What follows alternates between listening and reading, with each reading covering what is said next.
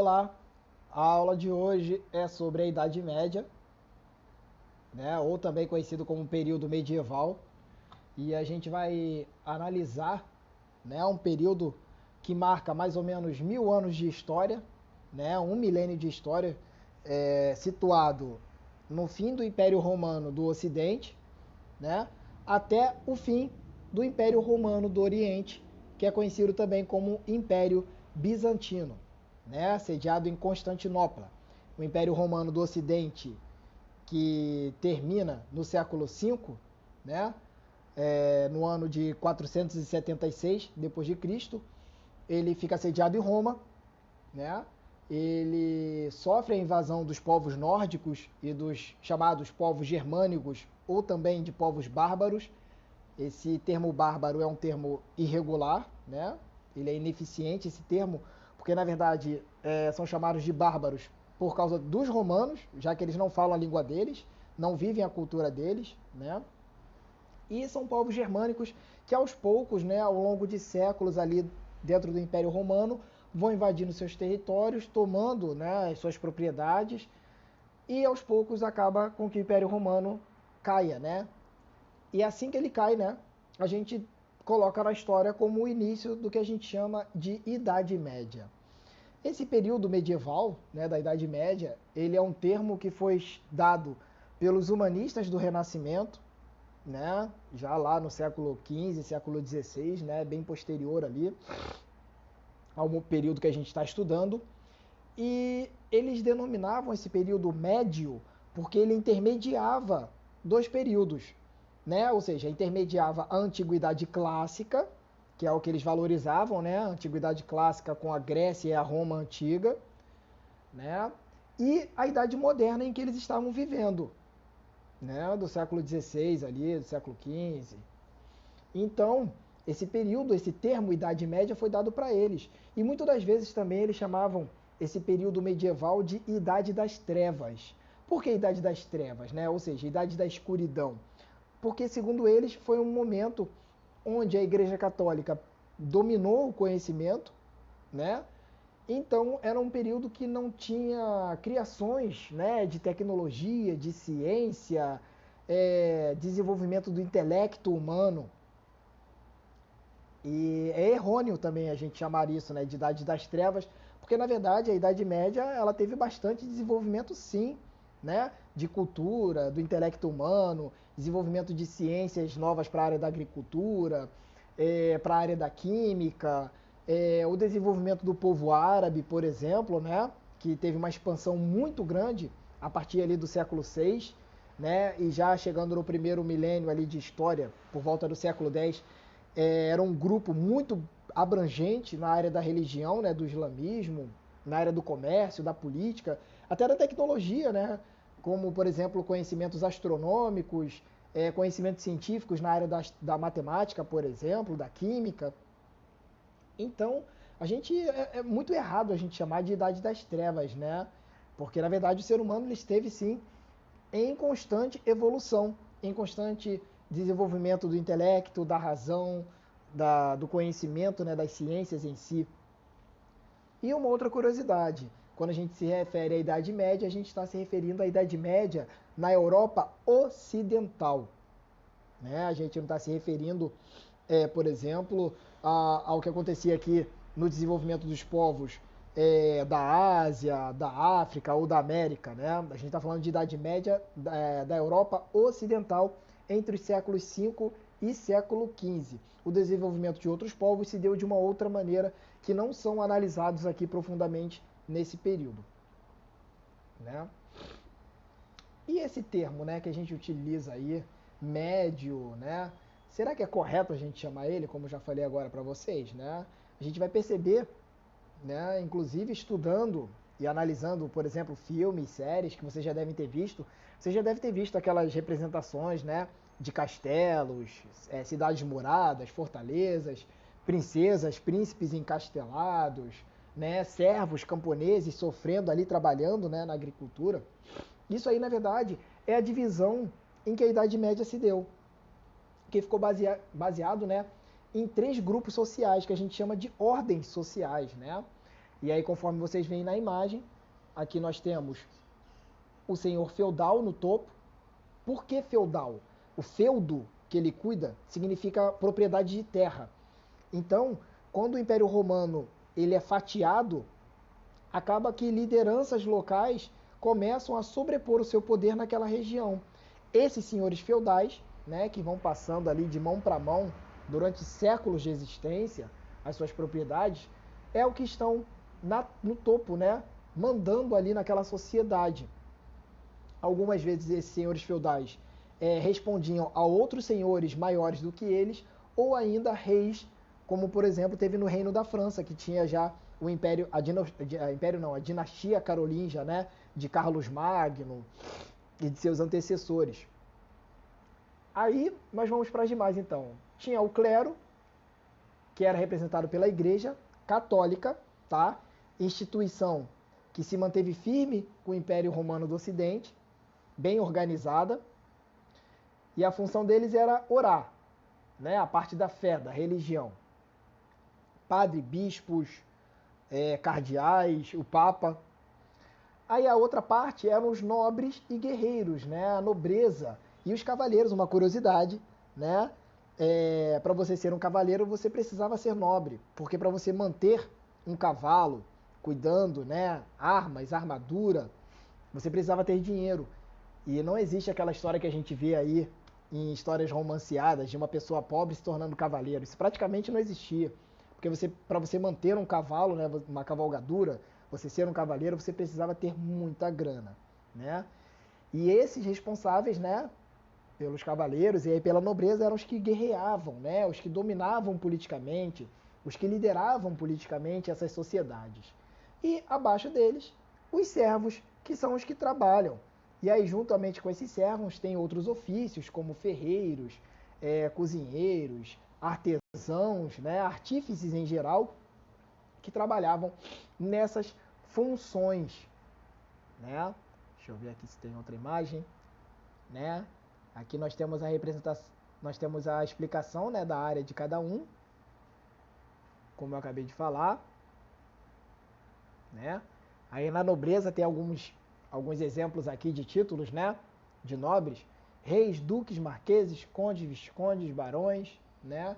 Principal atividade era a guerra, né? Guerra para proteger, guerra para atacar, né? Ou seja, era proteção militar, assim também como investimento em outros territórios. E os servos, né, que estavam na camada mais baixa, estavam presos ao feudo, ou seja, à terra, né? Em troca de usar a terra do senhor, o servo era obrigado a prestar serviços e pagar. Cadê? Onde é que está aqui? Serviços e pagar uma série de tributos a este. Entre esses tributos estão a corvéia, aí tem alguns tributos aqui, né? Que era uma obrigação de prestar serviços nas terras do senhor, ou seja, além das terras dele, do servo, para poder ter a sua subsistência, ou seja, sobreviver, né? Ele também tinha um trabalho obrigatório que era feito nas terras do senhor. Tinha a talha, que o servo deveria entregar ao senhor uma porcentagem da sua produção. Então, olha só, o pouco que ele já produzia para ele próprio e para o sustento da sua família, ele ainda tinha que entregar aquilo ali para o senhor. E tinha a banalidade, né, que era o pagamento por utilização de instrumentos do senhor, como um moinho ou forno. Ou seja, ele ainda tinha que pagar ao senhor feudal taxas pelo uso das terras, pelo uso dos moinhos, dos fornos e instrumentos em gerais, né, como carro de boi, ancinho, enxadas e etc. Então, vocês percebam como é que a vida do servo era extremamente desigual, porque ele tinha que pagar exatamente tudo para poder sobreviver. E se ele não pagasse, ele deveria trabalhar obrigatoriamente. Então, ele deveria ficar preso àquela terra. O servo, diferentemente do escravo, ele não pertence ao senhor, ele pertence à terra. Porque daquela terra ali que ele vai tirar o meio para poder sobreviver, alimentar a sua família e também de dependência com o senhor feudal. Essa é uma diferença bem bacana para a gente ver aí entre servo e escravo, que muitas pessoas acham que é a mesma coisa, e não é, tá? Uma outra curiosidade, né, de tributo era a capitação e a mão morta, né? A capitação era uma taxa que era paga pelos servos que moravam em um feudo, ou seja, eles tinham que, já que eles moravam em algum lugar, eles deveriam pagar por aquele território ali, né, pela moradia, enfim. E também tinha a mão morta, que era um tributo pago pelo filho do servo após a morte do pai. Ou seja, se um servo, né, pai, ele morresse, o filho acabava herdando uma dívida com o senhor feudal que deveria pagar por esse valor ou trabalhar nas terras do senhor. Então percebam que isso aí, gente, era um ciclo, era uma permanência. E o servo não saía dessa situação. Filho de camponês era camponês até morrer, assim como os seus próximos filhos. Você não tinha ali um estabelecimento onde um servo, de repente, poderia se transformar em nobre. Foi como eu falei para vocês. Para ser um cavaleiro, então, não tinha como ser pobre camponês. Né? O cavalariço, que é o aprendiz do cavaleiro. Né? O cavalariço ele vai aprender ali algumas coisas sobre ser cavaleiro, mas esse cavalariço é um filho de um nobre, por exemplo. Não é um servo. Né? E aqui, né, na continuação, é muito importante entender que nesse período a sociedade era extremamente estratificada, né, ou seja, bem dividida, e não havia mobilidade social, né, como eu falei para vocês. Dessa forma, o que determinava o que o grupo social você pertencia era o seu nascimento, então tem a ver com o nobre. Se você nasce camponês, você vai morrer camponês, assim como seu filho e o seu neto e etc. Se você nasce nobre, você seria nobre, né, até dizer chega. E a Igreja Católica, como é que ela está nessa história aí? A Igreja Católica, ela vai aceitar filhos de nobres para poder... E era normal, né, os nobres terem, por exemplo, o segundo, o terceiro filho, ou às vezes uma terceira ou quarta filha, se eles de repente não fizessem uma negociação de casamento para a união de feudos, de terras, de propriedades ou de reinos, eles encaminhavam esses filhos, né, que não seriam os herdeiros diretos da coroa ou daquele feudo, e repassavam para a instituição católica para se transformar em monges e etc. E essa influência era muito necessária para ambos, porque a Igreja Católica caminhava de lado a lado, desculpa, andava de lado a lado com as monarquias, né, com os reis e com a nobreza. Então as decisões eram muito, né, em comum dos dois, para poder um favorecer ao outro.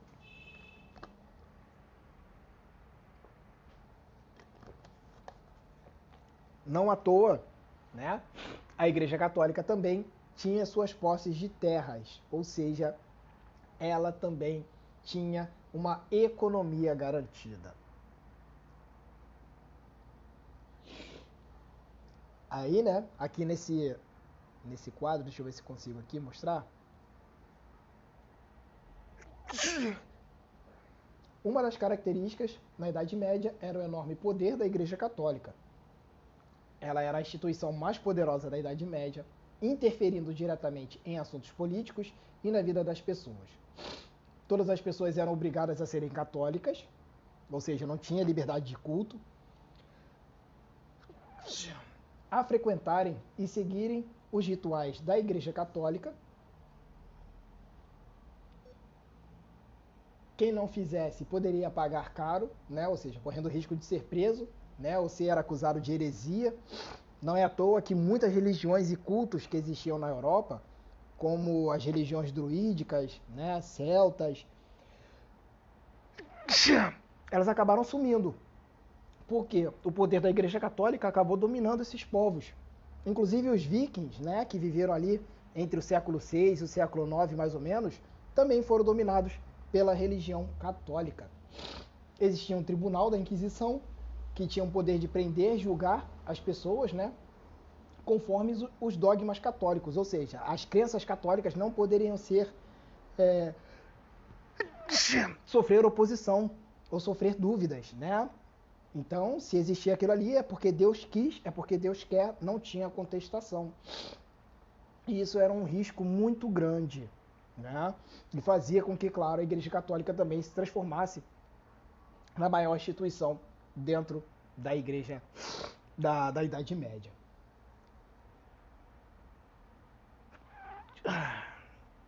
Desculpa aí, eu estou com um pouco de alergia, mas vamos lá. A nobreza e o clero, né, eram grandes proprietários de terra, né, na Idade Média, e portanto eram senhores feudais.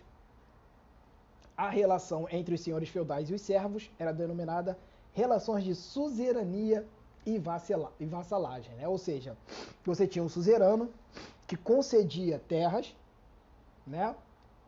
E em troca o vassalo, nessa relação feudal, né, de vassalagem, deveria passar juramento e fidelidade. Geralmente essas relações feudais, elas eram praticadas, né, onde o vassalo era um nobre que recebia um feudo do suzerano, né, e aí se ele convocasse para guerras ou para poder proteger, enfim, eles deveriam ajudar militarmente, né, esse suzerano. Esse suzerano, geralmente um rei, né, era quem tinha mais poder na Idade Média, pois ele tinha maior quantidade de terras. Um exemplo bem bacana, né, para quem viu essa série recentemente, né, Game of Thrones, né, que se passou na HBO, você tinha ali os lords, né, que eram os lords protetores, senhores feudais, por exemplo, Lord Stark, que era o Lord de Winterfell, né, ele era um vassalo do rei, né, em Porto Real, que era o suzerano, né? E assim sucessivamente, né, o Lord Stark também tinha cavaleiros e outros pequenos lords que eram vassalos dele, né? Então essa relação de dependência, né, era uma troca de fidelidade e lealdade que ia para o suzerano, né? E os vassalos recebiam benefícios, por exemplo, como feudo, né? E esses vassalos em troca deveriam ajudar, né, militarmente em guerras que eram promovidas aí pelo suzerano. Aqui, se eu não me engano, tem uma representação, né, dessas relações feudais. Aqui, ó, nós temos aí, né, o senhor, né, concedendo fidelidade, proteção, sustento, né? Em troca, ganhava fidelidade, conselhos, ajuda militar e material do vassalo. Aí aqui no outro lado, né, para os servos, ele concedia terra e proteção, né? Lembrando que a gente está falando do período que era extremamente violento, né? Você não tinha segurança nacional, não existia segurança comum, civil, né? Então você às vezes está viajando numa estrada, era motivo de repente você sofrer um assalto, né? Então tinha pagamento de tributos, né? Produtos e ou dias de trabalho em troca, né, do servo para o nobre. Aí eu tenho uma foto aqui que acabou ficando virada, né? Deixa eu ver se eu consigo. Acho que eu não consigo virar essa daqui não. Deixa eu ver. Ah, até conseguia, né? Mas aí eu que fiquei ao contrário. Aqui na Igreja Católica, tornou-se uma das mais importantes e poderosas instituições da Idade Média, conviveu com o paganismo, né? Os pagãos, né? O paganismo era quem não seguia os preceitos católicos, né? Passou a combater as heresias, que eram as práticas, doutrinas ou interpretações religiosas que contrariavam as verdades incontestáveis, ou seja, os dogmas católicos. Seus integrantes eram vistos como representantes de Deus na Terra, assumindo posição e destaque e poder.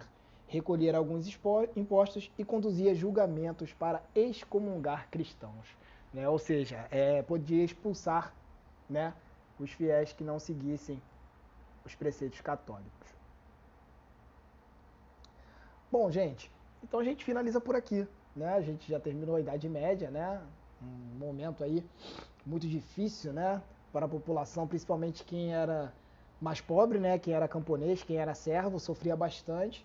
Mas é interessante para a gente poder entender, né, como foi esse período aí da Europa, da Idade Média. É claro que, né, isso aqui é uma representação aí da primeira metade na Idade Média, né? Você tem uma representação da segunda metade, que é chamada de Baixa Idade Média, quando começam os burgos, né, e as cidades florescerem novamente na Europa, né, se fortalecerem com mais fortalezas e castelos, maiores tecnologias no dia a dia, e o feudalismo aos poucos vai caindo também, né? Essa segunda metade da Idade Média vai do século X ao século XV e a primeira metade do século V ao século X, ou seja, mais ou menos dos anos 500 aos anos 1000, né, a primeira metade, e a segunda metade do ano 1000 até mais ou menos 1500, né? Quando a gente tem o fim da Idade Média e começa aí a Idade Moderna. Beleza? Então por hoje é só, até a próxima, gente. Tchau, tchau.